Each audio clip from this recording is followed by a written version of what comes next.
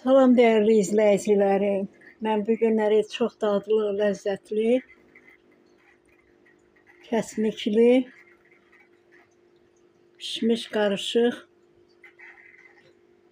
pirog hazırladım.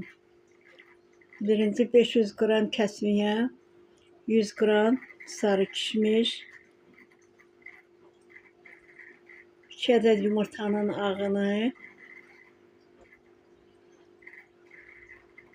yaxşıca bir stəkan 70 qram şəkərlə mikserdən çəkdim.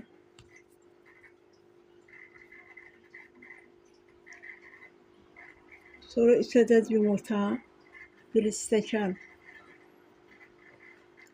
150 qram duru yağ,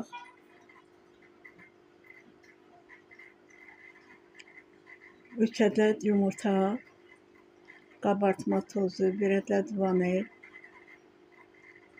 2 stəkan un qəşəngcə qarışdırdım. Yarı altından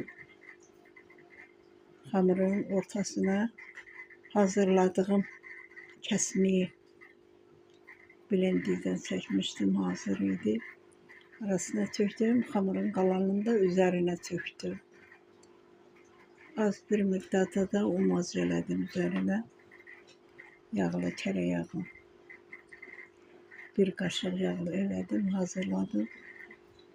Pişirdim. 170 dərəcədə astaxodda.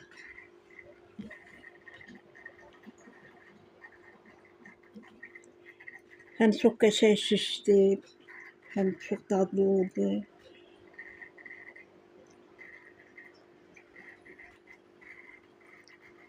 Həm də çayla içməyə, çay süfrəsinə çox yaxşıdır.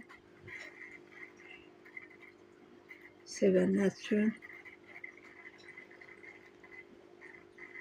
afiyet olsun.